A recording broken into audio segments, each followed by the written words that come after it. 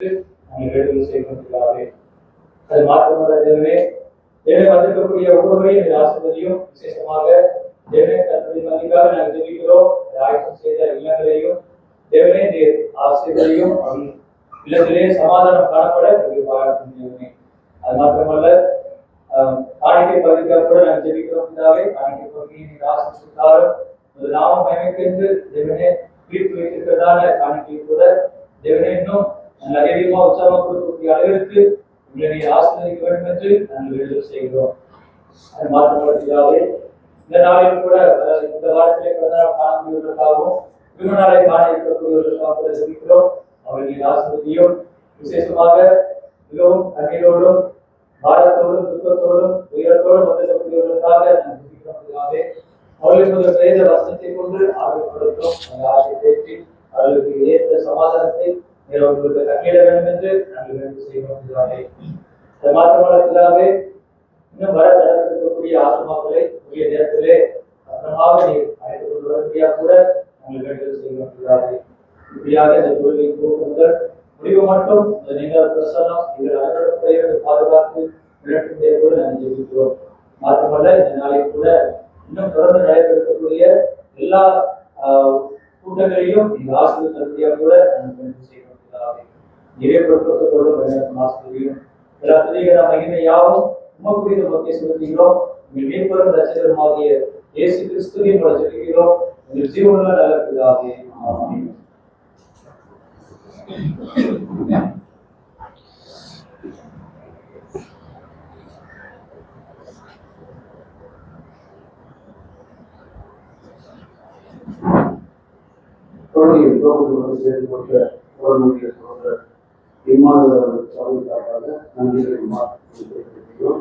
அடுத்தபடியாக நாம் புதிய ஏற்பாட்டிலிருந்து நாம் ஒரு பகுதியை வாசிப்போம்.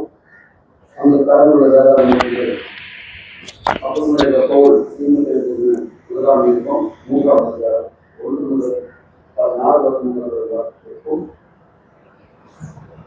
அப்போஸ்தலனாகிய பவுல் முதலாம் இருக்கும் 3ஆம் அதிகாரம் 1 முதல் 14 வசனத்தை அவர்கள் வாசிப்பார்கள். அவரை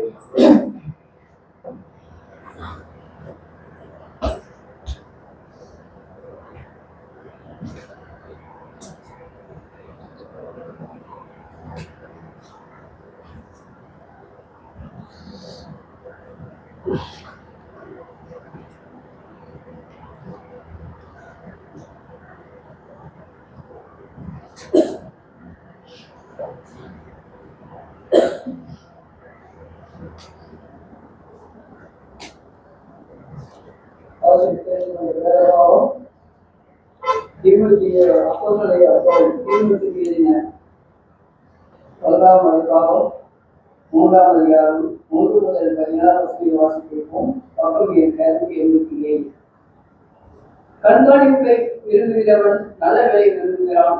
இது உண்மையான வார்த்தை. ஆகையால் கண்காணியானவர்கள் குற்றச்சாட்டுப்படாதவனும் ஒரே மனைவியை உபயோகிப்பவனும் உள்ளவனும் தெரிந்த புத்தி உள்ளவனும் யோசிக்கை உள்ளவனும் அந்நியரை உபசரிக்கிறவனும் போதக மாற்றவனுமாய் இருக்க வேண்டும். அவர் மதுபான பிரியனும் அடிக்கிறவனும் இழிவான ஆதாயத்தை இச்சிக்கிறவனுமாக இராமல் பொறுமையுள்ளவனும் சண்டை பண்ணாதவனும் மன ஆசை இல்லாதவனுமாய் இருந்து தன் சொந்த குடும்பத்தை நன்றாய் நடத்துகிறவனும் தன் பிள்ளைகளை சகல நடுவிற்கு உள்ளவர்களாக கீழ்ப்படுத்தவனுமாக இருக்க வேண்டும். ஒரு சொந்த குடும்பத்தை நடத்த அறியாதிருந்தால் தேவனுடைய சபையை விசாரிப்பான். அவன் விரும்பப்படைந்து சிறந்த அடைந்த ஆக்கினைக்கு இல்லாதபடிக்கு போதனை சிசனாகக்கூடாது. அவன் நினைக்கையிலும் நிந்தையிலும் பிசாசின் கண்காணியிலும் வியாதபடிக்கு புறமானவர்களால் நச்சாட்சி இருக்க வேண்டும். அன்னமொழியை உதவிக்காரரும் இருநாட்படுவர்களாயும் மதுபான பிரியராயும் இழிவான ஆதாயத்தை இச்சிக்கிறவர்களாயும் இராமல் நல்வழிக்கும் உள்ளவர்களாயும் விசுவாசத்தின் ரகசியத்தை சுத்த மனசாட்சியை பார்த்துக் கொள்வர்களாயும் இருக்க வேண்டும். மேலும் இவர்கள் முன்னதாக செலுத்தப்பட வேண்டும். குற்றம் சாட்டப்படாதவர்களானால் உதவிக்காரராக முடிவு செய்யலாம். அந்தபடியே ஸ்திரீகளும் நல்லவிற்கும் உள்ளவர்களும் அவதூறு பண்ணாதவர்களும் எளிந்த புத்தியுள்ளவர்களும் எல்லாவற்றிலேயும் முன்னிறுவனமாய் இருக்க வேண்டும். மேலும் உதவிக்காரர்கள் முதலில் நுழைவுடைய கொடுத்துவமாய் தங்கள் பிள்ளைகளை சொந்த குடும்பங்களை நன்றாய் நடத்துவமாய் இருக்க வேண்டும். இப்படி உதவிக்காரர்களுடைய ஊழியத்தை நன்றாக செய்கிறவர்கள் தங்களுக்கு நல்ல நிலையையும் கிறிஸ்தியசுவை பற்றும் இயேசுவை பற்றும் விசுவாசத்தை மிகுந்த தைரியத்தையும் அடைவார்கள். நான் உங்களிடத்திற்கு சீக்கிரமா வருவேன் என்று நம்பியிருக்கிறேன். தாமதிப்பேனாகி தேவனுடைய வீட்டியை நடக்க வேண்டிய வகையை நீ அறியும்படி வேதோனுக்கு எழுதுகிறேன். அந்த வீடு ஜீவனுள்ள தேவனுடைய சபையார் சத்தியத்திற்கு தாமும் லோனும் ஆதரவாக இருக்கிறது. அதிகம் தேவ பக்திக்குரிய ரகசியமானது யாரும் ஒப்புக்கொள்கிறபடி மகன் என்பது தேவன் மாம்சத்திலே வெளிப்பட்டார். ஆர்வையே நீதியுள்ள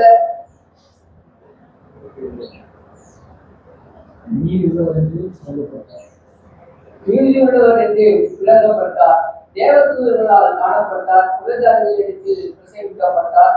உலகத்தில் விசுவாசிக்கப்பட்டார். கைவெளியை ஏறெடுத்து கொள்ளப்பட்டார். கொடுக்கப்பட்ட வேதமும் ஆசீர்வதிக்கப்பட்டது.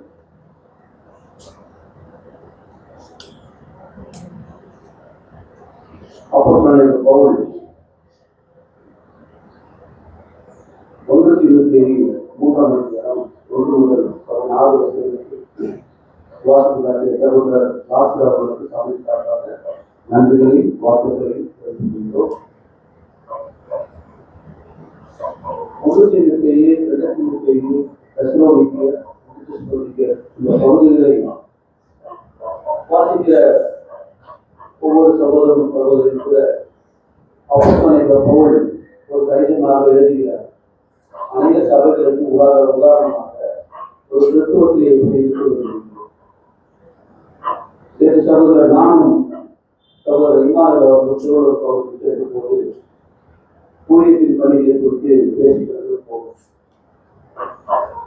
பட்டங்களை உலகத்தில் பெரிய வேல்களை மால்களை பரிசீலிப்பது கௌரவப்படுத்துவது கிறிஸ்தவர்களுக்கு வாழ்ந்து பிற்பாடாக தன்னுடைய பெருமைக்காக வளர்ச்சிக்காக மாறிக்கொடுத்த அநேக சகோதரர்களை நாம் பார்க்கிறோம். மூத்த சகோதரர்கள் மேலும் கூட பெருந்தோர் பகுதியை ஆசமாக இருக்கிறார்கள் வைத்துக் கொள்கிறார்கள். அவர்களுக்கு ஞானஸ்தானம் பேசப்படுகிறது. அதில் 2 ஊழியக்காரர்கள் அந்த சகோதரிகளுக்கு ஞானஸ்தானம் கொடுப்பதை நிறுத்தி அவர்கள் அறிவித்தார்கள். அதை அதிகம் பார்க்கும் ஒரு ஞானஸ்தானம் கொடுக்கும் போது ஒரு மனிதன் வளர வேண்டியிருந்தால் அவன் எப்படி இருக்கிறார்.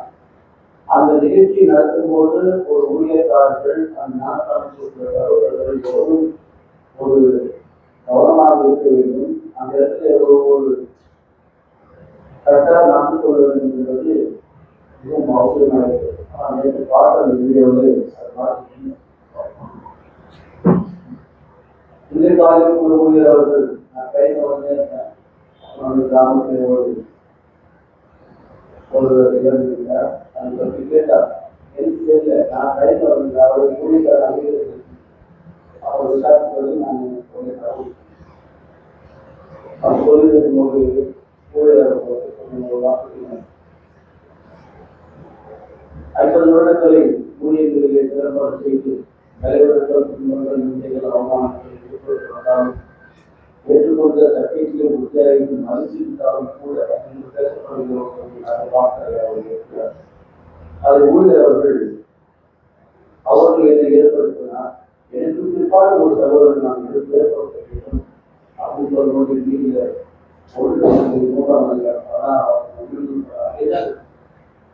இதுதான் ஒரு ஊழியக்காரருக்கு அழைத்து ஒரு குடும்பத்துக்காரர் அவர்களை நான் போகிறேன். அப்பதான் அந்த ஊழியத்துல அவர் என்ன முடிவு செய்தார்கள், என்ன போகிறார்கள், அதை மற்றவர்களுக்கு தெரிந்து கொண்டார்கள். அதை எப்படி அவர் புரிந்து கொள்கிறார், அவர் எப்படி அந்த கோட்பாடுகளுக்கு இதுதான் ஒரு பெரிய சொல்ற வசனத்தெல்லாம் ஏது இதுதான் இதுதான் இவ்வளவு நாளைய ஊழியத்துக்கு ஒரு பெரிய சாட்சி. அதனால இந்த தீபத்தை படிக்கும் போது அதெல்லாம் தவிர்த்து கவனித்தோம்னால் இன்னுமாக அதிகமான ஒரு ஈடுபடுது. ஒரே மனைவி சொல்றாங்க. ஆனால் சரி இல்லை, வேலைக்கு புறமான கருத்துக்களை தன்னுடைய வாழ்க்கையில் இருக்கின்ற சொல்லி அப்படியெல்லாம் தொழிற்சாலைகள் சொல்வது ரொம்ப மனசு கஷ்டமா இருக்கு. தொழிற்சாலைகள் சொன்னாலே பரவாயில்லாம் கஷ்டமா இருக்கு. இதையெல்லாம் தன்னோட நியமித்து நினைவு கொண்டு வசனங்கள் என்ன சொல்லுகிறார்கள் வாழ்ந்து வாழ்ந்து போவாங்க. இந்த உலகத்தில் நமக்கு ஒரு சகோதரர் அந்த வசனத்தை போய் வாழ்ந்தாலும் அதான் வாழ்க்கை நான் இருக்கிறேன். நாளைக்கு கூட நாளைக்கு மூன்றாவது சகோதரரும் மூலிகமான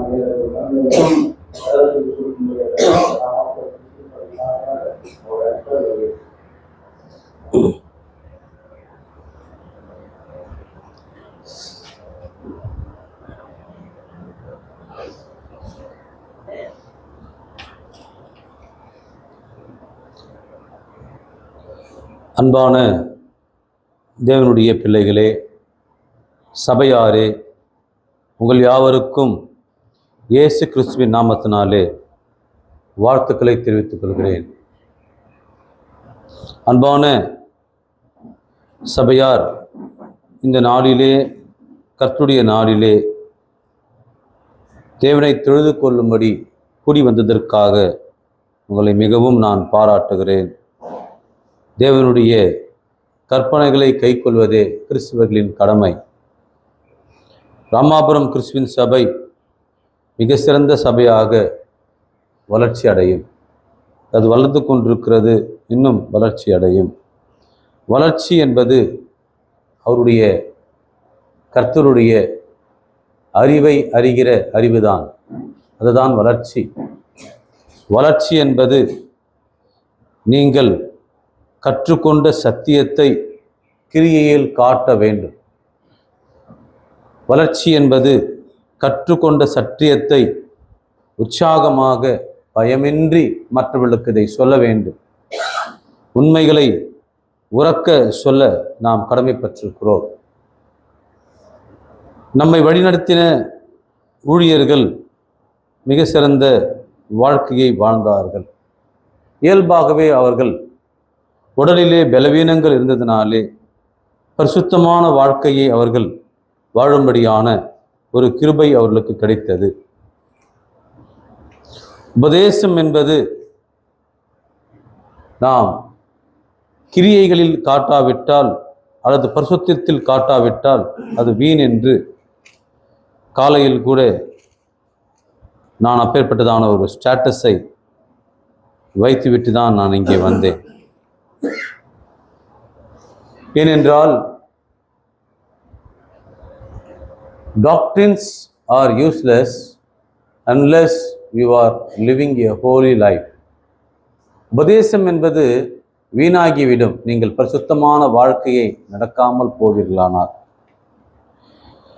இந்த நாளிலே அருமையான இந்த நாள் ஒரு விசேஷமான நாள். ஏனென்றால் நம்முடைய ஊழியக்காரர் அவர்கள் நம்மை விட்டு கடந்து சென்ற ஒரு நாள்.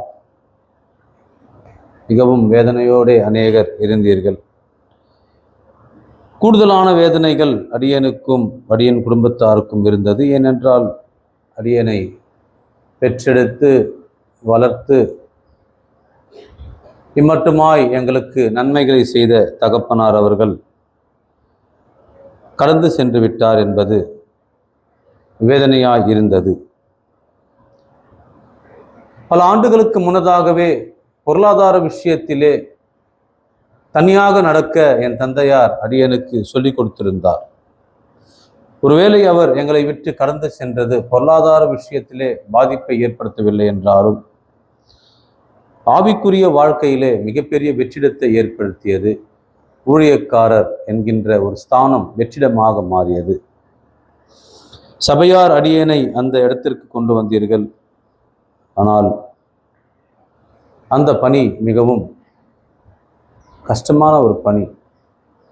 நிர்வாகம் செய்வது மிகவும் கடினமான பணி. நாம் எல்லா சபையாரும் நம்முடைய வசனத்தை உள்வாங்கி கொண்டிருக்கிறார்கள் என்று தான் நினைக்கிறேன். ஆனால் கள நிலவரம் அப்படி அல்ல. ஒரு சிலர் இதை கவனிப்பதே இல்லை. ஒரு சிலர் கடமைக்காக வருகிறார்கள். ஒரு சிலர் ஏதோ விளையாட்டு போக்காக ஒரு மணி நேரம் கடந்து சென்று விடுகிறது. கணவனுக்காக சில பேர் வருகிறார்கள், மனைவிக்காக சில பேர் வருகிறார்கள், பிள்ளைகள் சில பேர் இதை கவனிப்பதில்லை. ஆனால் ஒரு சிலர், சில சகோதர சகோதரிகள் கவனமாக இதை கவனிக்கிறதையும் அடியேன் அறிவேன். இதை ஒரு பாக்கியமாக கருதி இங்கே வந்து அமர்ந்திருக்கிறதையும் நான் அறிவேன்.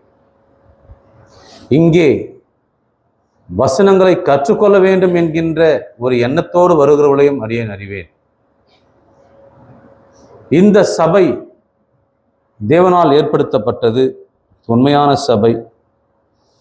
இப்பேற்பட்டதான சபையை நிர்வாகம் செய்வதென்பது சாதாரண விஷயம் அல்ல. ஆரம்ப நாட்களிலிருந்தே ஒழுக்கத்தையும் உன் இளமையை குறித்து ஒருவனும் உன்னை அசட்டை பண்ணாத தன்மையையும் வசனத்தை குறித்ததான ஆழமான அறிவையும் நீ பெற்றுக்கொள்ளும் போதுதான் ஊழியராக இங்கே வந்து இந்த காரியங்களை நீ செய்யும் போது அங்கே நறுமணம் வீசும். இல்லையேல் நாம் எத்தனை சத்தியத்தை இங்கே வந்து சொன்னாலும் பரிசுத்தம் இல்லாத வாழ்க்கையை நாம் கடைபிடிப்போமானால் நம்முடைய வசனங்கள் உதாசீனம் பண்ணப்படும். சிலர் குற்றச்சாட்டுக்காக சொல்கிறார் என்றால் அது பரவாயில்லை. ஆனால் தேவன் நம்மை அறிந்தவராயிருக்கிறார். நம்முடைய ஊழியர் அவர்களுடைய வாழ்க்கையை நான் உற்று நோக்கும் போது ஒரு சில விஷயங்களை நான் நன்றாக கவனித்திருக்கிறேன். அவரிடம் நான் கற்றுக்கொண்ட ஒரு விஷயம் என்றால் அது தெய்வ பக்தி தான். அது தேவ பக்தி தான். அது என்ன? அது தெய்வ பக்தி, தேவ பக்தி எல்லாம் ஒன்றுதான். கடவுள் பற்று என்கின்ற ஒரு காரியத்தை நான் அவரிடம் கற்றுக்கொண்டேன். எந்த ஒரு விஷயத்திலேயும் கடவுள் மேலே பற்றா இருக்க வேண்டும் என்பதை நான் அவரிடம் கற்றுக்கொண்டேன். அவரிடம் தெய்வீக தன்மையை நான் பார்த்தேன், தெய்வீகமான வாழ்க்கையை பார்த்தேன். அவரிடம் ஒன்றை நான் பார்த்தேன், கடவுள் பயம் அவருக்கு இருந்தது. சிறிய வயதில் அதிகமான சேட்டை செய்பவன் நான் தான். அதற்காக அதிகமாக அடி வாங்கியவனும் நான் தான் என் தந்தையாரிடம். அப்பொழுதெல்லாம் இந்த சபையின் ஊழியக்காரனாக மாறுவேன் என்று நான் நினைக்கவில்லை. ஆனால் எந்த அளவுக்கு நம்மை பெற்றோர்கள் சிற்றை செய்கிறார்களோ, நம்மை கவனிக்கிறார்களோ, நம்மை வளர்க்கிறார்களோ, அது சிறிய வயதில் கடினமாக தோன்றும். ஆனால் அது மிகப்பெரிய பலன்களை எதிர்காலத்திலே கொடுக்கும். இப்படிதான் வாழ வேண்டும் என்ற ஒரு வாழ்க்கையை கடைபிடித்தார். எனக்கு குடும்பம் இன்னும் சிறப்பாக அமைந்திருக்குமானால் நான் இன்னும் அதிகமான ஊழியத்தை செய்வேன் என்று சொல்வார். இப்படி அடியேன் சொல்வது சிலருக்கு வருத்தமாக இருந்தாலும் அநேக ஊழியக்காரர்களுடைய வாழ்க்கையிலே ஊழியக்காரர்களுக்கு வாழ்க்கப்படும் துணைவியார் மற்றும் பிள்ளைகள் அவர்களுக்கு போதிய ஊக்கத்தையும் அங்கே கோஆபரேஷன் என்று சொல்லப்படுகின்றதான காரியத்தையும் செய்வீர்களானால் மிக சிறந்த ஊழியங்களை அவர்கள் செய்ய முடியும். இங்கே நாம் ஊழியக்காரராக இருக்கும்போது ஒரு ஆளுக்கு ரொம்ப பிடிக்காது. அது யார் என்றால் பிசாசு. நாம் இங்கே சிறந்து நிற்கிறோம் என்று சொல்லி கொண்டிருப்போம். ஆனால் நம் காலை வாருவதற்கு பிசாசு ரொம்ப சமயம் பார்த்து கொண்டிருப்பான். சபையிலேயே சிலர் நம்மை இகழ்வார்கள், நம்மை கேவலப்படுத்தமாக பேசுவார்கள், வெளியிலே பேசுவார்கள். ஆனால் அநேக முறை நமக்கு வருத்தம் ஏற்படும், வேதனைகள் ஏற்படும், நெஞ்சு ரொம்ப வலிக்கும், மனசு ரொம்ப காயப்படும். ஏன் இந்த காரியத்தை நாம் செய்ய வேண்டும் என்று தோன்றும்.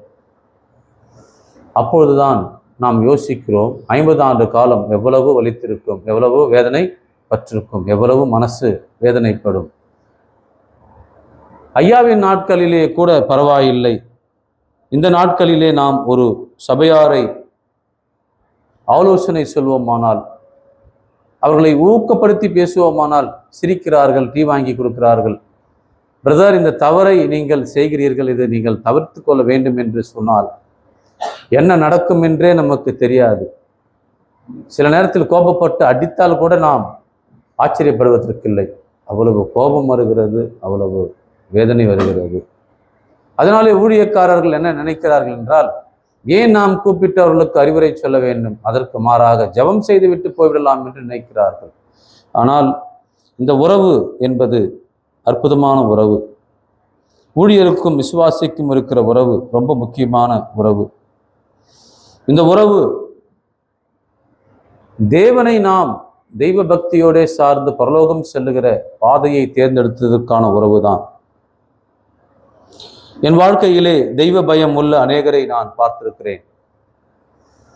ஆனால் அவர்கள் விரல் விட்டு எண்ணக்கூடிய மக்கள் தான். அப்பேற்பட்டதான மக்களை நான் மிகவும் நேசிக்கிறேன். என் வாழ்க்கையில் அவர்களுக்கு எப்பொழுதும் தனி இடம் உண்டு. அப்பேற்பட்ட மக்கள் என்ன செய்து கொண்டிருப்பார்கள் என்று நான் பார்த்து கொண்டே இருப்பேன். அவர்களிடம் ஏதாகிலும் நான் தினமும் கற்றுக்கொண்டே இருக்க வேண்டும் என்று நினைப்பேன். தமிழகத்திலே எப்பேற்பட்டதான சிறப்பான தெய்வ பயம் உள்ள ஊழியக்காரர்களை நான் இன்னும் தேடிக்கொண்டுதான் இருக்கிறேன். அநேகர் எனக்கு தெரியும். இன்னும் அப்பேற்பட்டதான சிறப்பான மக்கள் யார், தேவனுக்காக அர்ப்பணித்து வாழ்கிற மக்கள் யார், தெய்வ பயத்தோடு இருக்கிற மக்கள் யார் என்கின்ற தேடல் தொடர்ந்து கொண்டே இருக்கிறது. அப்பேற்பட்ட மக்களை நான் சந்திக்கும் போது அவர்களை நான் நேசிக்கிற விதமும் அவர்களிடத்திலே நான் பாசத்தோடு பேசுகிற விதமும் வேறே மாதிரி இருக்கும்.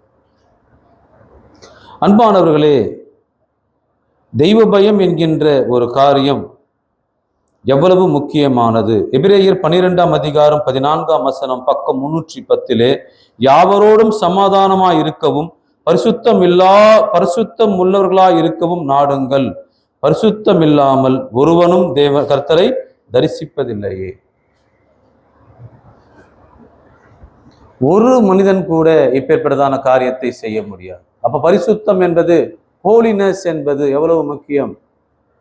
சுத்தத்திலும் பரிசுத்தம். தஞ்சாவூர் பகுதிக்கு கடந்த ஒரு 10 ஆண்டுகளுக்கு முன்னதாக நான் ஒரு காரியமாக சென்றிருந்தேன். அங்கே ஒரு சூழ்நிலையை கவனித்தேன். ஒரு காவேரி ஹோட்டல். அந்த ஹோட்டல் பார்த்தீர்கள் என்றால் கரையிலே ஒரு காவேரி கரை ஓரத்திலே ஒரு ஹோட்டல். அந்த ஹோட்டலின் பெயர் பரிசுத்தம் என்று எழுதப்பட்டிருக்கிறது. இந்த ஹோட்டல் பேர் என்ன? ஹோட்டல் பரிசுத்தமா இருக்குமா? அப்படி என்று பார்க்கும்போது ஆச்சரியமா எனக்கு இருந்தது. நார்த் ஈஸ்ட்லிருந்து ஒரு ஹோட்டலை நான் பார்த்தேன். அந்த ஹோட்டலின் பேர் சூனேமியால். அந்த ஹோட்டல் பேர் என்னது பாருங்க. ஒரு தேவ மனிதன் அந்த பேரை வச்சு ஒவ்வொரு ரூமுக்கும் வசனத்தையும் ஒட்டி அந்த மேடையின் மேலே ஒரு பைபிளை வச்சிருக்கிறாங்களாம். அதையும் பார்த்துட்டு ஒருத்தன் அந்த ரூம்ல தப்பு செய்வானா நம்ம என்ன பண்ண முடியும்? அதை நம்ம ஒன்றும் பண்ண முடியாது. ஆனால் அந்த மனிதன் எவராக யோசிக்கிறான், ஹோட்டலில் வருவதற்கு இந்த மாதிரி ஒரு சூழ்நிலை, இந்த மாதிரியான ஒரு காரியங்கள், அதற்கு தானே ஏற்பாடு செய்ய வேண்டும்.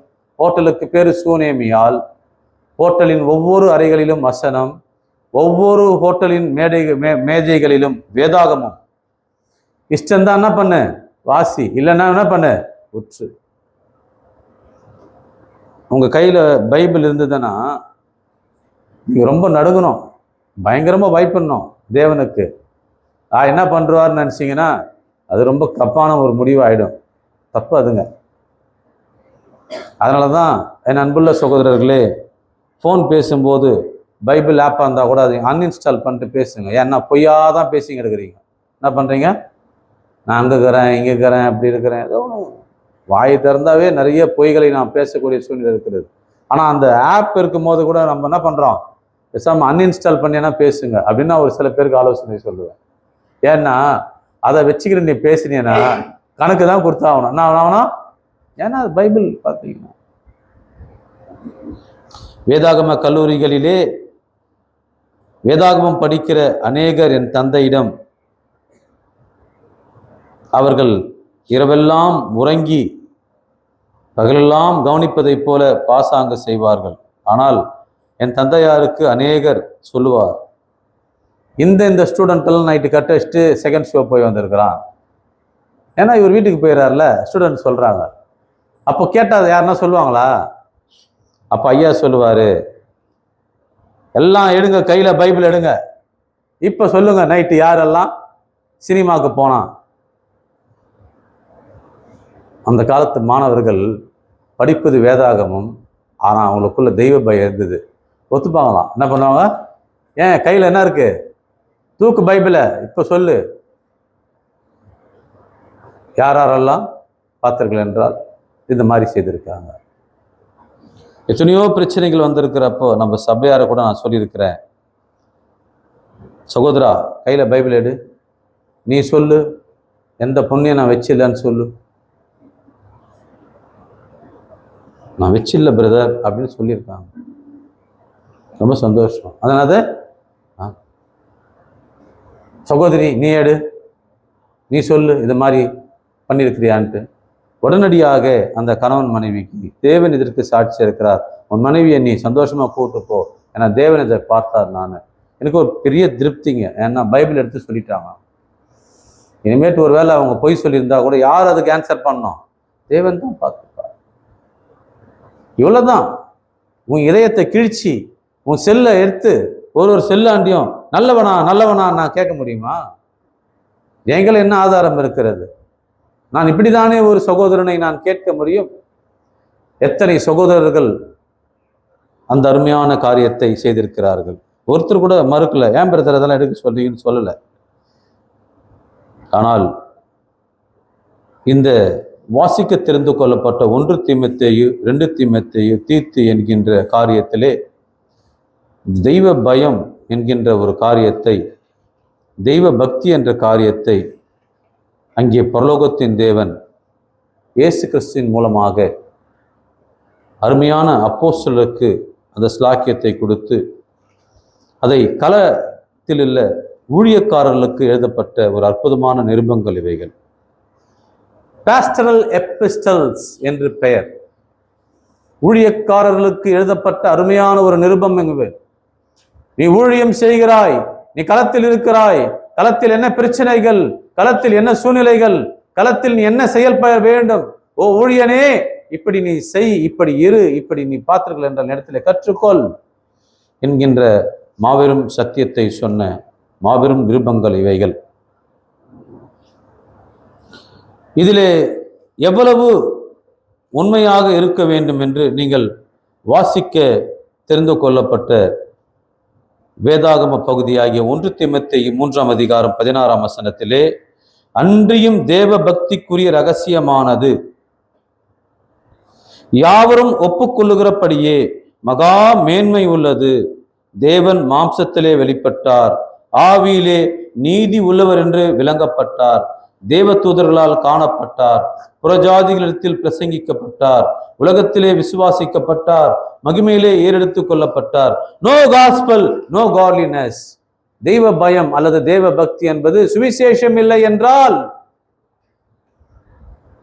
தெய்வ பயமும் இல்லை, தெய்வ பக்தியும் இல்லை. சுவிசேஷம் இல்லை என்றால் தெய்வ பயமும் இல்லை, தேவ பக்தியும் இல்லை. நீ எப்படி நீ கிறிஸ்துவனாக முடியும்? உன்னுடைய பக்தி வீணாய் போயிருக்குமே. ஆகவே சுவிசேஷம் என்பது எத்தனை அற்புதமான காரியமாயிருக்கிறது. இந்த அற்புதமான நிருபங்கள் எத்தனை முறை இந்த தெய்வ பயம் என்றும் தெய்வ பக்தியையும் வலியுறுத்துகிறது. ஒரு கிறிஸ்துவன் எவ்வாறாக வாழ்க்கையிலே கடைபிடிக்க வேண்டும் என்று ஊழியக்காரர்களுக்கு ஆலோசனை சொல்லப்பட்டிருக்கிறது. தீமோத்தேயு என்கின்ற அந்த வாலிபன், அவர் எப்பேற்பட்ட ஒரு மனிதனாய் இருந்தார். அவருடைய பாட்டியும் அம்மாவும் அவரை பொத்தி பொத்தி வளர்த்தாங்க. 3-4 தட்டு சோறு போட்டு வளர்த்தாங்கன்றாங்களா? சில பேர் பார்த்தீங்கன்னா பாட்டி வீட்டுக்கு போகிறதுக்கு ரொம்ப பிரியம் இந்த குழந்தைங்களுக்கு. ஏன்னா நிறைய சாப்பாடு வாங்கி தருவாங்க, அந்த மாதிரி தின்பங்கட்டை வாங்கி தருவாங்க, கெட்டதெல்லாம் வாங்கி தருவாங்க, விளையாட்டு பொருள் வாங்கி தருவாங்க. ஆனால் இந்த ஊழியக்காரன் தேர்ந்தெடுக்கப்பட்ட விதம் எவ்வளவு அற்புதமாக இருக்கிறது. அப்போஸ்தலர் நடவடிக்கைகள் புத்தகம் 16ஆம் அதிகாரத்திலே அவரை குறித்ததான பதிவுகள் என்ன சொல்லுகிறது? அதன் பின்பு அவன் தெர்பைக்கும் லீஸ்திராவுக்கும் போனான். அங்கே தீமோத்தேயு என்கின்ற எண்ணப்பட்ட ஒரு சீஷன் இருந்தான். அவன் தாய் விசுவாசம் உள்ள யூத ஸ்திரீ, அவன் தகப்பன் கிரேக்கன். அவன் லீஸ்திராவிலும் இக்கோனியாவிலும் உள்ள சகோதரராலே நற்சாட்சி பெற்றவனாயிருந்தான். அவனை பவுல் தன்னுடனே கூட்டி கொண்டு போக வேண்டும் என்று விரும்பி அவனுடைய தகப்பன் கிரேக்கன் என்று அவ்விடத்திற்கும் யூதர் எல்லாருக்கும் அறிவித்தபடியால் அவர்கள் நிமித்தம் அவனுக்கு விருத்து சேதனம் பண்ணினான். பவுல் அற்புதமான ஊழியக்காரர்களை தேர்ந்தெடுத்திருக்கிறார். அதிலே இந்த தீமோத்தேயு என்பவர் தேர்ந்தெடுக்கப்பட்டதான முக்கியமான நோக்கம், அவர் நற்சாட்சி பெற்றவராயிருந்தார். லீஸ்திராவிலும் இக்கோனியாவிலும் உள்ள சகோதரராலே நற்சாட்சி பெற்றவனாயிருந்தான். இது ஒரு நாளிலே நடந்து விட்டதல்ல, பல நாட்களாயிருக்கும், பல ஆண்டுகளாயிருக்கும். A young boy, the young man that was certified as good character. நீ நல்லவனா கெட்டவனா என்பதை ஒவ்வொரு வாத்தியாரையும் போய், இங்கிலீஷ் டீச்சரை போய், டீச்சர் இவன் நல்லவனா, ஹிஸ்டரி டீச்சர் போய் இவன் நல்லவனா, ஜாகிரபி இவன் நல்லவனா அப்படின்னு கேட்க முடியாது. ஏன்னா அந்த டீச்சருங்கெல்லாம் இப்போ இருப்பாங்களோ இல்லையோ தெரில. ஏன்னா நம்மளாம் பெருசாகிட்டோம். ஏதோ உன் டிசி ஏற்றா, உன் டிசியில் ஒரு காலம் இருக்கும். இப்போல்லாம் அதுக்கு ரொம்ப முக்கியத்துவம் கொடுக்குறாங்களா தெரில. ஆனால் ஒரு காலத்திலே கேரக்டர்னு போட்டிருக்கோம். என்ன போட்டிருக்கோம்? ஆமாம். ஒரு ஊழியக்காரர் சொன்னார், எல்லாருக்கும் குட்ன்னு தான் போட்டார். பாருங்க, டிசியில் ஃபார்மெட்டாக போகிறது வேற. ஆனால் ஒரு ஊழியக்காரன் சொன்னார், அவர் இன்னைக்கு மிகப்பெரிய ஊழியக்காரன். இன்னைக்கு என் டிசியில் பிரதர் எக்ஸலண்ட்னு போட்டுக்குது. கேரக்டர் எப்படி இருக்கான்? அப்பா ஊழியக்கார ஆயிட்டார் இன்னைக்கு. பாருங்க, விலையும் பெயர் எங்கே தெரிஞ்சுக்குது? முறையிலே தெரிஞ்சுக்குது. உன் கேரக்டரு சரியில்லைன்னா கூட பாத்தியாரு போ, என்ன போஷன் போ, டிசியை கொடுக்குறாங்கன்னா போஷன் குட்டுன்னு போட்டு அனுப்பிச்சிடுறான். ஏன்னா வேற வழி இல்லை. குட்டுன்னு போடலன்னா அந்த டிசி வீணாக போயிடும். டிசியில் வந்து குட்டுன்னு போடாமல் பேடுன்னு போட்டாங்கன்னா உங்களுக்கு எந்த இடத்துலையும் வேலை கிடைக்குமான்னு எனக்கு தெரியல. முடிஞ்சு போச்சு. இப்போ அதை கூட நம்ப மாட்டேன்றாங்க அரசாங்கம். எடுத்துக்காட்டாக தானியல் இருக்கிறாருன்னு வச்சுங்க, அவருக்கு ஒரு அரசு வேலை கிடைக்குதுன்னு வச்சுங்க, போலீஸ் வெரிஃபிகேஷன் அவர் குடியிருக்கும் அந்த ஒரு ஜுரிஸ்டிக்ஷன் காவல் நிலையத்திற்கு செல்லும். அவருடைய ஜுரிஸ்டிக்ஷன் காவல் நிலையம் என்ன? தாலுகா காவல் நிலையம். அந்த இன்ஸ்பெக்டர் தான் உங்களுக்கு நன்னடத்தை சான்றிதழ் தரணும். இவர் நல்லவரா கெட்டவரா? அவர் சொல்லுவார், I know Daniel brother for the past 5 years. He have no previous antecedents. எந்த கேஸ் அவர் மேலே இல்லை. கேஸ் இல்லாததுனால அவர் நல்லவர் தான். என்ன தப்பு பண்ணியிருந்தா எங்கே வந்திருப்பாரு? என்னாண்ட வந்திருப்பாரு, கேஸ் போட்டிருப்போம். ஆக அவர் மேலே எந்த பிரச்சனையும் இல்லை. இந்த ப்ரைவேட் கம்பெனிஸு, கவர்மெண்ட் கம்பெனிஸ் இந்த மாதிரி காரியங்களை பின்பற்றுறாங்க. அப்போ எப்பேற்பட்டதான ஒரு முக்கியமான விஷயமா இருக்கிறதை நாம் பார்க்கிறோம். நீங்கள் தெய்வ பக்திக்குரியவர்களாக, தெய்வம் உள்ளவர்களாக உங்களை நீங்கள் பயிற்சி எடுத்துக்கொள்ள வேண்டியது அவசியமா இருக்கிறது. 1 தீமோத்தேயு 4ஆம் அதிகாரத்திலே பவுல் இதை எழுதுகிறார். தீமோத்தேயுவுக்கு 7ஆம் வசனத்திலே, சீர்கேடும் கிழவிகள் பேச்சுமாய் இருக்கிற கட்டுக்கதைகளுக்கு விலகி தேவ பக்திக்கு ஏதுவாக என்ன பண்ண முயற்சி பண்ணு. Train your self. ட்ரைனிங் ஆக முயற்சி பண்ணு சகோதரா. சபை விட்டு ஒன்னே பறக்கிற புல்லட் மாதிரி எங்க ஓடிங்கிற நீ? உனக்கு என்ன வேலை? இது யாருடைய நாள்? கர்த்தருடைய நாள். சோறு போடுறீங்களா? நான் போடுறேன். யாரெல்லாம் ஊழியம் பண்ணணும்னு நினைக்கிறீங்க, ஏதோ தேவனுடைய காரியங்களை செய்கிறேன் பிரதர், எனக்கு சாப்பாடு போடுங்க, நான் மத்தியானம் ஊழியம் செய்கிறேன் அப்படின்னு யாருன்னா சகோதர சகோதரிகள் சொல்லுவாங்க. அவங்களுக்கு கண்டிப்பாக சாப்பாடு உண்டு. எப்படி போடுவோம் அப்படின்னு சொன்னால், ஒரு காலத்தில் ஊழியக்காரங்க மனைவியாண்ட கெஞ்சிருக்கிறாங்க, அம்மா சோறு போடுமா, இல்லைன்னா ஏன் சாப்பாடுனா எடுத்து கொடுமா அப்படின்னு நம்ம ஊழியக்காரர் சொன்னதை நானே காதால் கேட்டிருக்கேன்.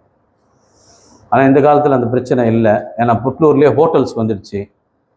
திருவள்ளூரில் வந்து ஜொமோட்டோ என்கின்ற ஒரு ஆப்பில் நான் புக் பண்ணணுன்னா உங்களுக்கு என்ன வந்துடும், நீங்கள் பாட்டு ஊழியம் பண்ணிட்டு இருப்பீங்க, உங்கள் லொக்கேஷனுக்கு அவங்க எத்தாந்து கொடுத்துருவாங்க. சாப்பாடு தானே, அவங்க எத்தாந்து கொடுத்துருவாங்க. உங்கள் லொக்கேஷன் போட்டு அவங்க வந்துடுவாங்க. ஒரு பாக்ஸ் வச்சுருப்பாங்க பின்னாடி, பைக்கில் எத்தாந்து நிறுத்துவாங்க, உங்கள் பேரை கேட்பாங்க, அந்த சாப்பாடு கொடுத்துருவாங்க. சுட சுட இருக்கும். என்ன இருக்கும் சாப்பாடு? எப்படி இருக்கும்? சுட சுட இருக்கும். அப்படியே சாப்பிட்டு ஊழியம் செய்ய வேண்டியது தான். யார் அப்படி ஜொமோட்டோவில் சாப்பாடு வாங்கியிருக்கிறார் ராமாபுரத்தில்? அவ்வளோ லொக்கேஷனில் போய் வாங்குற அளவுக்கு அவளுக்கு நிறைய பாரம் இருக்கிறது, குடும்ப பாரங்கள் இருக்கிறது, அவளுக்கு நிறைய காரியங்கள் இருக்கிறது. இந்த 2 மணி நேரம் உட்காந்துங்கிறது பெரிய விஷயம். நான் கடிகாரம் வாங்கி மாட்டும் போது, இங்கே மாட்டாதீங்க, இதே பார்த்துன்னு இருப்பாங்கன்னு சொன்னாங்க. இப்போ எங்கே தான் மாட்டணும்? பின்னாடி மாட்டுங்க. ஏன்னா நம்ம பிரசங்கம் ஒரு 2 நிமிஷம் லேட் ஆயிடுச்சு, என்ன பண்ணுவாங்க? அப்பா, ஐயோ, என்ன அது ரொம்ப நேரம் ஓட்டுறாரு இன்னைக்கு ஐயா. அந்த மைண்டு மெட்டபாலிசம் பாருங்க, அப்படி அடாப்ட் ஆயிட்டு இருக்கு. ஒரு 2 நிமிஷம் அதிகமாயிடுச்சுன்னா உடம்பு சொல்லுது, மைண்டு சொல்லுது, டைம் பாருன்னு சொல்லுது. அது வரைக்கும் அமைதியா இருப்பாங்க. சில பேர், நிறைய பேர் இப்போ வந்து இங்க நல்லா தூங்குறாங்க, சிவரை பிடிச்சிக்கின்னு நல்லா தூங்கி எழுந்து போறாங்க. சில பேர் பைபிளே திறக்கிறது இல்லை அப்படின்ற குற்றச்சாட்டெல்லாம் சொல்றாங்க. கொஞ்சம் இந்த பைபிளை திறந்தா என்ன பண்ணுங்க, வைங்க, தேவனை கற்றுக்கொள்ளுங்க. Train yourself to godliness. முயற்சி பண்ணு. சரீர முயற்சி அற்ப பிரயோஜனம் உள்ளது, தேவ பக்தியானது இந்த ஜீவனுக்கும் இதற்கு பின்வரும் ஜீவனுக்கும் வாக்குதத்தம் உள்ளதாகையால் எல்லாவற்றிலும் என்னது, ஆமா, இந்த வார்த்தை உண்மையும் எல்லா அங்கீகரிக்கும் பாத்திரமா இருக்கிறது. இது நிமித்தம் நான் என்ன பண்றேன், பிரயாசப்படுகிறோம், நிந்தை அடைகிறோம் என்று நாம் அங்கே பார்க்கின்றோம். 11ஆம் வசனத்திலே, இவைகளை நீ கட்டளையிட்டு என்ன பண்ணு, போதித்து கொண்டு. என் அருமையான சகோதர சகோதரிகளே, என் அருமையான தேவனுடைய பிள்ளைகளே, சரீர முயற்சி அற்ப பிரயோஜனம் உள்ளது. இன்று காலையிலே அநேக செடிகளை சுத்தம் செய்கிற பணிகளில் நானும் என்னை ஈடுபடுத்தி கொண்டேன். அங்க வீட்டுக்கு சென்னும் போதுதான் கையெல்லாம் வந்து இவ்வளோ ரத்தமாயிட்டுக்குதுன்னு பார்த்தேன். ஏன்னா பேனாவே பிடிச்ச கை வேலை செய்தாதானே. நிறைய வேலை செய்யணும்னு காசு, ஆனால் எல்லா இடத்துலையும் போனால் என்ன, ஐயா நீங்கள் போங்க ஐயா, உங்களுக்கு அது ஒத்து வராதுன்னு என்ன தெரிஞ்சிடுறாங்க. இப்படியே என்ன சொல்லி வேலை செய்ய விடாமல் பண்ணிடுறாங்க. எங்கள் சபையாரும் சரி, எங்கள் வீட்லேயும் சரி. அவரு படித்தவருமா, அவர் வேலை வராது அப்படியே சொல்லி உட்காந்துக்கிட்டு வேலையாக போச்சு. எனக்கேனா இறங்கி வேலை செய்தேன்னா அது கையே வலிக்குது. ஆனால் நாம் செய்த அந்த கிளீனிங் ஒர்க்கு நிரந்தரமா இன்னும் 2 மாதம் பொறுத்தா இந்த செடியெல்லாம் பண்ண இருக்கும், வளர்ந்து நிற்கும், அது பிரயோஜனம் இல்லை. ஆனால் இந்த வசனத்தை கவனித்து பாருங்கள். சரீர முயற்சி அற்ப பிரயோஜனம் உள்ளது, தேவ பக்தியானது இந்த ஜீவனுக்கும் இதற்கு பின்வரும் ஜீவனுக்கும் வாக்குதத்தம் உள்ளதாகையால் எல்லாவற்றிலும் பிரயோஜனம் உள்ளது. இந்த வார்த்தை உண்மையும் எல்லா அங்கீகரிக்கும் பாத்திரமாய் இருக்கிறது. இது நிமித்தம் பிரயாசப்படுகிறோம், நிந்தையும் அடைகிறோம். ஏனெனில் எல்லா மனுஷருக்கும் விசேஷமாக விசுவாசிகளுக்கும் இரட்சகராகிய ஜீவனுள்ள தேவன் மேல் நம்பிக்கை வைத்திருக்கிறோம். இவைகளை நீ கட்டளையிட்டு என்ன பண்ணு, அந்த டென்ஸ் பாருங்க, பிரசன்ட் கண்டினியூஸ் டென்ஸ் சொல்லப்பட்டிருக்கிறது. போதித்து கொண்டு என்ன பண்ணு, சொல்லினே சகோதரா, மற்றவர்களுக்கு நீ சொல்லு. அவர்கள் ஏற்றுக்கொள்கிறார்களோ ஏற்றுக்கொள்ளையோ அதை நீ செய். உன் கடமை அது. ஒரு ஊழியக்காரனாக என்னுடைய கடமை அது. உன் கையில் வேதாகம் இருக்கிறது, உனக்கும் தெரியும். ஆனால் ஞாயிற்றுக்கிழமையிலே இந்த வசனத்தை வாசிக்கும் போது உன் மனதை நீ செலுத்து. 1 தீமோத்தேயு 6ஆம் அதிகாரம் 11ஆம் வசனத்திலே நீ எதை நாடு என்று அங்கே சொல்கிறார் என்றால், நீயோ தேவனுடைய மனுஷனே, இவைகளை விட்டோடி நீதியையும் தேவ பக்தியையும் விசுவாசத்தையும் அன்பையும் பொறுமையும் சாந்த குணத்தையும் அடையும்படி நாடு. இதை நாடு சகோதரா, இது உனக்கு ரொம்ப பிரயோஜனமா இருக்கும். இதை நீ தேடு, நாடு, அதை நீ பின்பற்று. தெய்வ பயம் என்பது மனுஷன் இருக்க வேண்டும். தெய்வ பயம் என்பது என்ன? தெய்வ பயம் என்பது எளிதான முறையில் நாம் விளக்குவதென்றால் என்னவென்று நாம் சொல்லலாம். ஒரு வீட்டிலே நம்மை அமர வைத்து சென்றிருக்கிறார்கள். கொஞ்சம் இருங்க, நான் டீ போட்டுன்னு வரேன்ட்டு அடுத்த ரூமுக்கு போய் டீ போடுறாங்க. அந்த ரூம்ல உட்காந்துட்டு இருக்கோம். அந்த ரூம்ல மேஜை மேல கத்தா இவ்வளவு காசு இருக்குது. என்ன இருக்குது? கத்தா காசு இருக்குது. நமக்கோ பண தேவை இருக்குது. பிரதர் ஜான்சன் என்கின்ற மாபெரும் ஊழியக்காரர், MTTS director, Madras teacher training ஸ்கூலுடைய டைரக்டர், அவர் சொல்லிய அந்த அருமையான வாக்கியங்களை என் தந்தையார் என்னிடம் சொல்வார். ஒரு கிறிஸ்தவன் சொன்னா இந்த பேனா இங்க இருக்கணும்னா அது அப்படியே தான் இருக்கணும். என்ன பண்ணா எடுக்க கூடாது. நாம் எல்லாரும் இந்த விஷயத்திலே ஏதோ ஒரு முறையிலே தவறி இருப்போம், இல்லை நிச்சயமான நல்ல ஒரு குணமுள்ளவர்களாக இருப்போம். இது என்ன பண்ணணும், இந்த பேனா எங்க இருக்கணும், அது போட்டா இருக்கக்கூடாது. அவங்க இருந்தாலும் இல்லாவிட்டாலும் போனாலும் தனியாக விட்டாலும் என்ன பண்ணணும்? இருக்கணும். சில பேருக்கு பார்த்தீங்கன்னா கை கால் சும்மா இருக்காது, நோண்டிக்கினே இருக்கும். அந்த வீட்டில் போய் அந்த பொருள் இந்த பொருள் இந்த பொருள் அந்த பொம்மைகளை எடுத்து குழந்தைகளை கொடுத்துருவாங்க. குழந்தை என்ன பண்ணும்? திருப்பி கொடுக்காது. இந்த வீட்டு குழந்தை அழும், அந்த வீட்டு குழந்தை அழும். இது உனக்கு தேவையா? முதல்ல என்ன பண்ண அந்த குழந்தை பொம்மை கேட்கும்போது அது நம்ம பொருள் இல்லை அப்படி சொல்லியிருக்கணும் இல்லையா? தேவ பக்தி என்பது எவ்வளவு உயர்ந்த ஒரு காரியம் தெரியுங்களா? தெய்வ பயம் என்பது அதுதான். சில பேர் என் வாழ்க்கையில பார்த்துருக்கிறேன். நான் இன்னைக்கு ஒரு முக்கியமான ஒரு பொறுப்பில் இருக்கிறேன். ஆனால் ஆரம்ப நாட்களில் என்னுடைய பள்ளியில் லீவ் விடும்போது இந்த இருக்கிற கம்பெனியில் நான் பெருக்கிற வேலை கூட செய்திருக்கேன். என்ன வேலை செய்திருக்கிறேன்? பெருக்கிற வேலை செய்திருக்கேன். ஆனால் இன்று மாவட்டத்துக்கே ஒரு முக்கியமான பொறுப்பில் இருக்கிறேன். என்னோட சில சபையில் இருக்கும் சகோதரர்களும் சரி, வெளியே மக்களும் சரி அந்த பணிகளை செய்திருக்காங்க. ஒரு நைட்டு 10 மணி ஆகுனா அந்த சூப்பர்வைசர் இல்லைன்னா அவன் போயிட்டானா அதை சொற்பத்தை போட்டுருவாங்க. அங்கே போட்டு என்ன பண்ணுவாங்க? அதுக்கு பேர் ஓபி அடிக்கிறது தான். என்ன பேர் தான்? சுற்றி சுற்றி சும்மா கட்டியாக வருவாங்க வேலை செய்கிற மாதிரியே. அது பேர் இன்னொரு வேலை வச்சுக்கிறாங்க. ஆக்சுவலாக அது ஒரு சயின்ஸ் டேர்மு. ஜூல் பண்ணுறது. என்ன பண்ணுறது? ஜூல் பண்ணுறது. அப்புறம் இவங்களுக்கு ஒரு உழவு சொல்கிற ஆள் இருப்பான். வந்துட்டாண்டா வச்சுங்களா, மெய்யால செய்துங்கிறவன் எப்பவுமே செய்துன்னு இருப்பான். இவன் என்ன பண்ணுவான்? அந்த ஆள் வரதை பார்த்து வேகமாக பெருக்குவான். நல்லா பட்ட பயங்கரமா பண்ணுவான். எனக்கு சிறு வயதிலே கதை சொல்லும் போது நரி பன்னி கதைகளை சொல்லுவார்கள். பன்னி பார்த்தனா எப்போ பார்த்தாலும் வேலை செய்துன்னு இருக்குமா. ஆனால் நரி பார்த்தீங்கன்னா வேலை நண்டெல்லாம் பிடிச்சி சாப்பிட்டு இருக்குமா. முதலாளி பார்த்தா என்ன பண்ணுமா? ரொம்ப வேலை செய்கிற மாதிரி நடிக்குமா. அதனால தான் அதுக்கு பேர் தந்திரம் உள்ளது. என்னது? தந்திரமுள்ள விலங்கு. நீங்கள் எடுத்தீங்கன்னா நிறைய தான் சொல்லுவாங்க. இது தெய்வ பயமா? நிறைய இடத்துல லேடிஸ் தான் வேலைக்கு எடுக்கிறாங்க. காரணம் தெரியுமா? ஆண்களை வேலைக்கு எடுக்கக்கூடாதுங்க. பாக்கு போடுறான்னு ஒரு வாட்டி வேலை பார்க்குறான். ஒன்றுக்கு போனான்னா 1/2 மணி நேரம் வரதில்லை. அங்கேயே போய் உட்காந்துங்கன்னா அப்படியே ரெஸ்ட் எடுக்கிறான். உட்காந்து நின்று நான் வேற இந்த மைக்கை போட்டு போகிறேன் கிட்டி பயங்கரமாக வேலை பார்க்குறான். அப்பப்போ யூரின் போகிறான், அப்பப்போ ஏதோ ஒரு வேலை செய்கிறான், அப்பப்போ லீவ் போடுறான். ஆனால் பெண்கள் என்ன பண்ண மாட்டாங்க? அந்த இதெல்லாம் கிடையாது, கரெக்டாக வேலை செய்வாங்க. தேவன் நம்மை பார்த்து கொண்டிருந்தாலும் பார்க்காவிட்டாலும் நாம் வேலை செய்ய வேண்டும். தேவன் அப்படி பார்க்காமல் இருப்பாரா?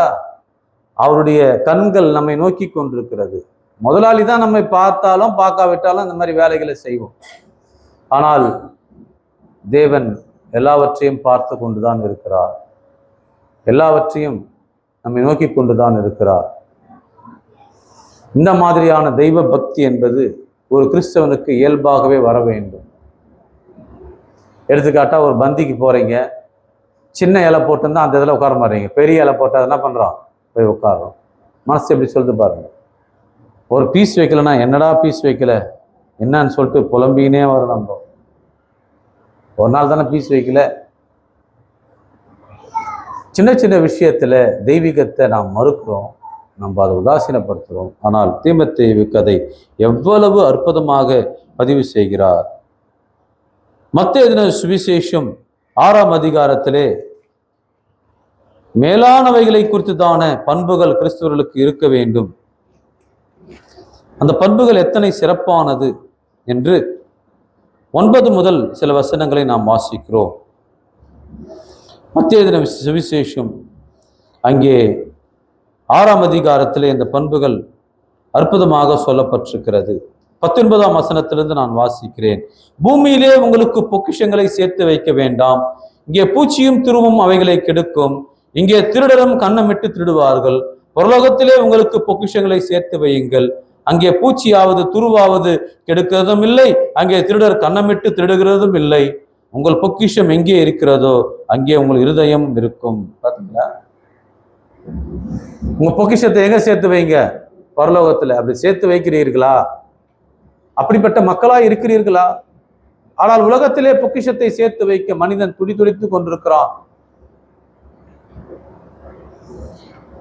ஒரு சில காரியங்களை நேற்று கூட என் மனம் யோசித்து கொண்டே இருந்தது. வேலை இல்லாமல் கஷ்டப்படுகிறார்கள், தேவன் வேலை கொடுக்கிறார். எளிய ஒரு குடும்பத்திலிருந்து வருகிறார்கள், அவர்களுக்கு அரசு வேலை கிடைக்கிறது. அரசு வேலை கிடைத்த உடன் ஒரு சில துறைகளிலே அவர்களுக்கு நிறைய பணமும் கிடைக்க வாய்ப்பு இருக்கிறது. எடுத்துக்காட்டாக ஒரு சப் ரிஜிஸ்ட்ரார் என்றால் ஒரு நாளைக்கு 1 லட்சம் கூட எடுத்துன்னு போகலாம். ஒரு சில காவல் அதிகாரிகள் என்றால் அவங்க கூட கொஞ்சம் காசு நிறைய சம்பாதிக்கலாம். இப்படி சில துறைகள் இருக்கிறது, இதில் காசு பார்க்கலாம். இப்படி காசை நோக்கும் அவர்கள் ஒரு கட்டத்திலே 30 ஆண்டுகள் கழித்து நான் கேள்விப்படுகிறேன், அவருக்கு சென்னையில் மட்டும் 40 வீடு இருக்குது. இந்த வருமானத்தில் பாருங்க, தேவன் கொடுத்த வருமானத்தில் சம்பளத்தை மட்டும்தான் மனைவிகளை கொடுத்தாரு. மேல் வருமானத்தில் எவ்வளோ வாங்கி வச்சிருக்கிறாரு? 40 வீடு வாங்கி வச்சிட்டார் வீட்டில். இந்த வீடுங்க எங்க இருக்குதுன்னு கூட அவர் போய் என்ன பண்ணல, பார்க்கல. ஒரு சில அதிகாரியை சொல்றாங்க, இவர் எந்த ஊர்லலாம் இவர் சர்வீஸ் பண்ணாரோ அங்கெல்லாம் ஒரு 2 இடம் வீடெல்லாம் வாங்கி வச்சுக்கிறாரு. அப்போ ஒரு 8 இடத்துல சர்வீஸ் பண்ணாருன்னா 8 2 16 வீடு பாருங்க. இவ்வளோத்தையும் என்ன பண்ண போறாரு? இதுல போய் எல்லாத்துலயும் அவர் வசிக்க முடியுமா? எல்லாத்துலயும் அவர் இருக்க முடியுமா? இது இவளுக்கு தேவையா? அதை பார்த்து நாம் விம்புகிறோம், வேதனைப்படுகிறோம்.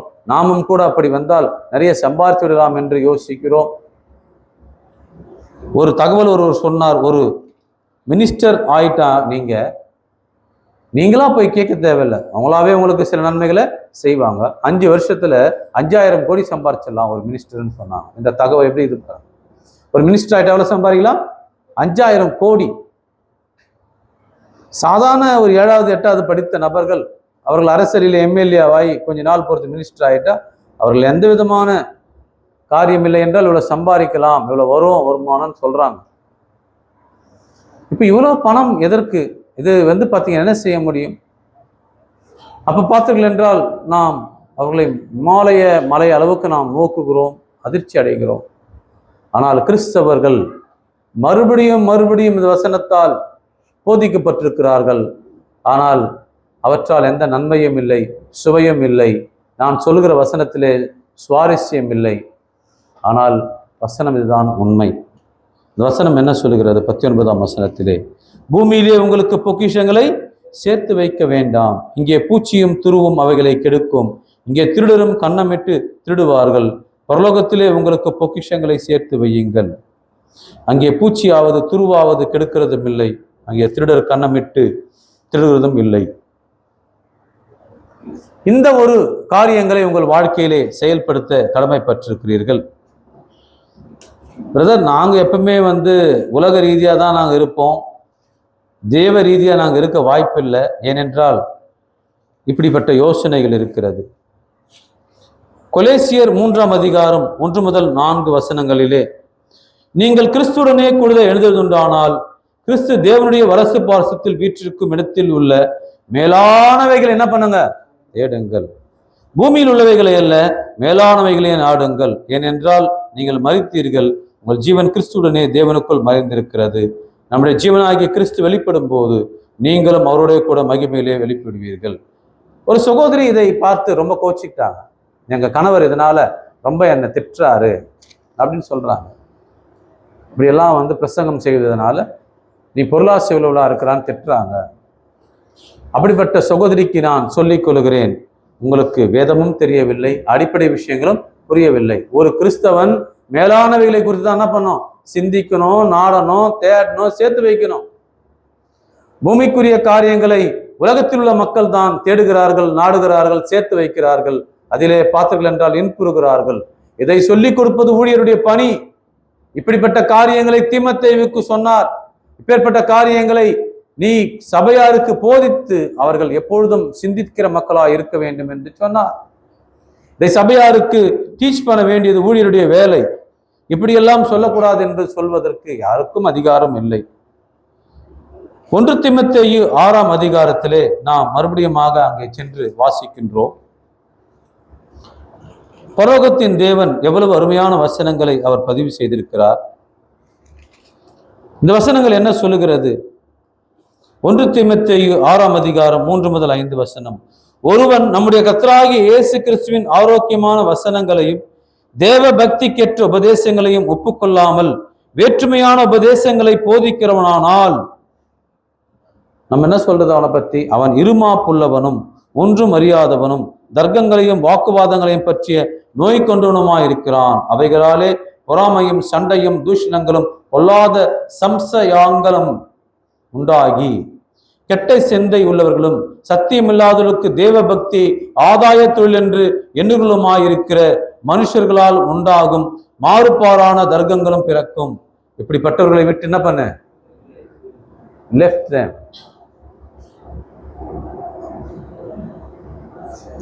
பெங்களூரிலே என்னோட கூட சக மாணவியாய் படித்த ஒரு சகோதரி, வேதாகமத்திலே சிறந்து விளங்குபவர்கள், நல்ல ஒரு திறமையானவர்கள், நல்ல ஒரு அற்புதமான சகோதரி.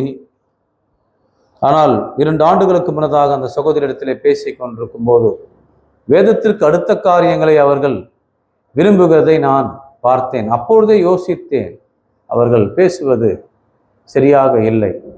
சரி, பரவாயில்லை என்று நான் விட்டுவிட்டேன். ஆனால் காலம் போய்கொண்டே இருக்கிறது. அவர்களை மிகவும் புகழ்கிறார்கள், மிக சிறந்த சகோதரி என்று சொல்லுகிறார்கள். போன வாரம் என்னிடத்திலே ஒரு சகோதரன் பேசினார். அவர் சொன்னார், அந்த சகோதரி டெனாமினேஷன் போயிட்டாங்க. எங்க சொன்னாரு? எங்க போயிட்டாங்க?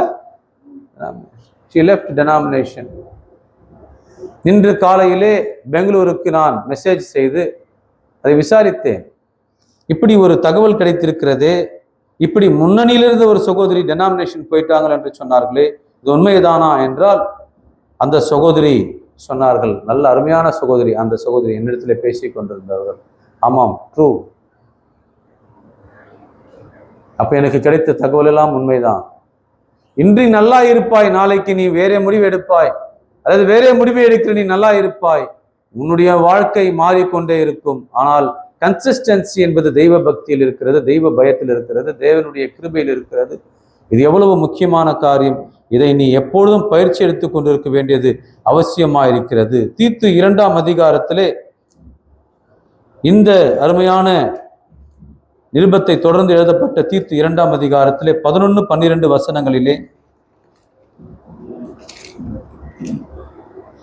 ஏனெனில் எல்லா மனுஷருக்கும் ரட்சிப்பை அளிக்கத்தக்க தேவ கிருபையானது பிரசன்னமாகி நாம் அவபக்தியையும் லௌகிக இச்சைகளையும் வெறுத்து தெளிந்த புத்தியும் நீதியும் தேவ பக்தியும் உள்ளவர்களாய் இவ்வுலகத்திலே ஜீவனம் பண்ணி நாம் நம்பியிருக்கிற ஆனந்த பாக்கியத்திற்கு மகாதேவனும் நமது இரட்சகருமாகிய இயேசு கிறிஸ்துடைய மகிமையின் பிரசன்னமாக்குவதற்கும் எதிர்பார்த்து கொண்டிருக்கும்படி நமக்கு போதிக்கிறது.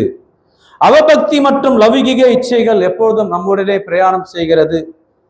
பல்வேறு நிலைகளிலே நாம் பக்தியை கொண்டிருக்காமல் அவபக்தியை கொண்டிருக்கிறோம். லௌகிக இச்சைகளை நாம் கொண்டிருக்கிறோம். அவைகளை நாம் வெறுக்க வேண்டும் என்றும், தெளிந்த புத்தியும் நீதியும் தேவ பக்தியும் உள்ளவர்களாய் இருக்க வேண்டும் என்றும் தீத்துவுக்கு அப்போஸ்தலனாகிய பவுல் எழுதியிருக்கிற ஒரு அருமையான காரியங்களை நாம் அங்கே வாசிக்கின்றோம். 2 தீமோத்தேயு 3ஆம் அதிகாரம் 5ஆம் வசனத்திலே நாம் வாசிக்கின்றோம், தேவ பக்தியின் வேஷத்தை தரித்து. பார்த்தீர்கள் என்றால் சிலர் பார்த்தீங்கன்னா, ஸ்தோத்திரம் பிரதர், ஸ்தோத்திரம் ஸ்தோத்திரம், நல்லா இருக்கீங்களா பிரதர், ரொம்ப சந்தோஷம் பிரதர், உங்களை சந்தித்துல ரொம்ப சந்தோஷம் பிரதர் அப்படின்னு சொல்ற மக்களையும் பார்க்கிறோம். அது வராம்பார் ஊழியக்காரன், அவன் வந்தானா டீ வாங்கி கொடுக்க சொல்லுவான். அதனால நம்ம என்ன பண்ணுவோம்?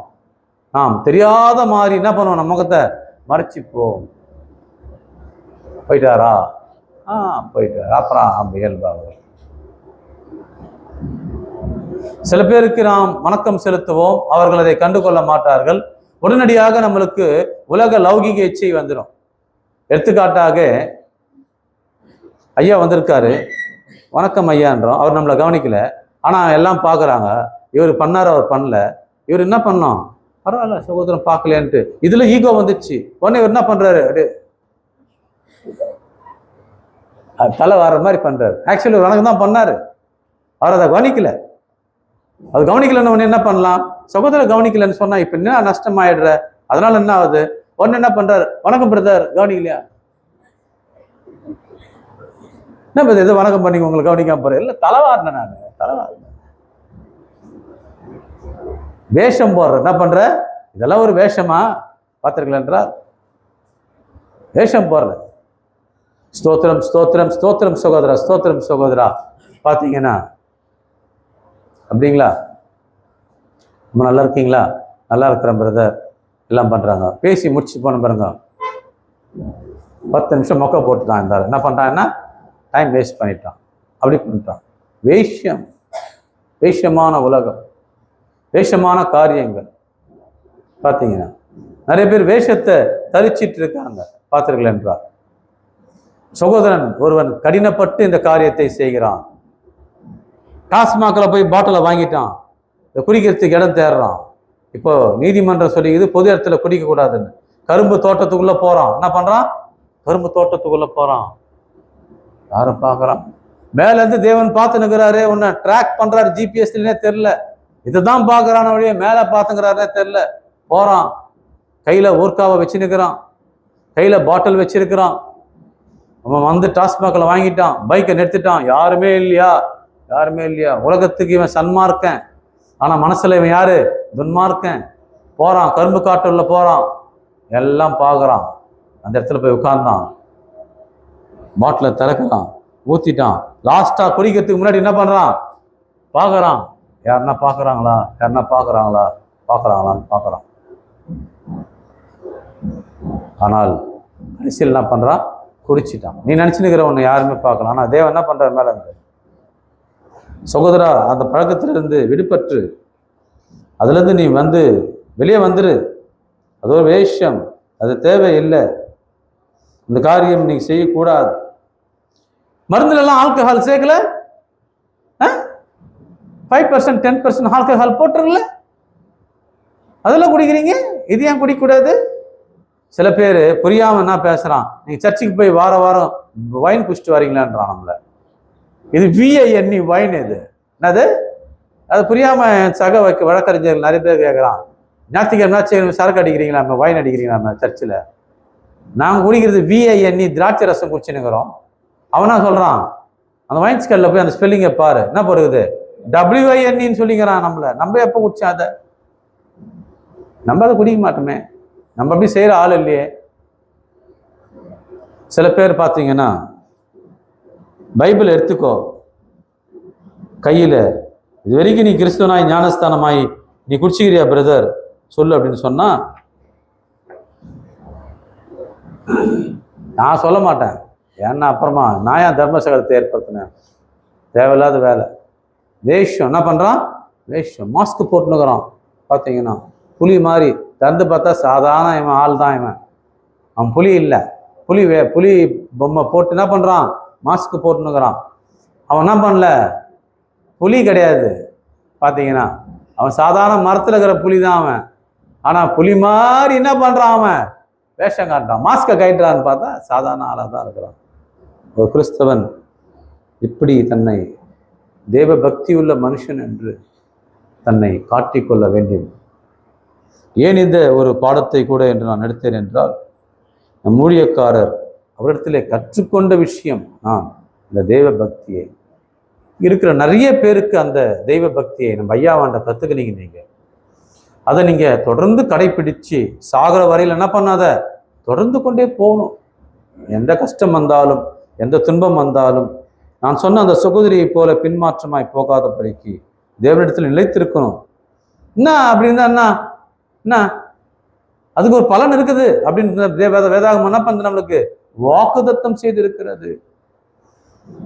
இங்கே ஒரு சகோதரன் மரித்திருக்கிறாரு, அதே போல நாம் ஒரு நாள் மரித்து விட்டோமானால் நமக்கு ஒரு நம்பிக்கை என்ன பண்ணுது? இருக்குது.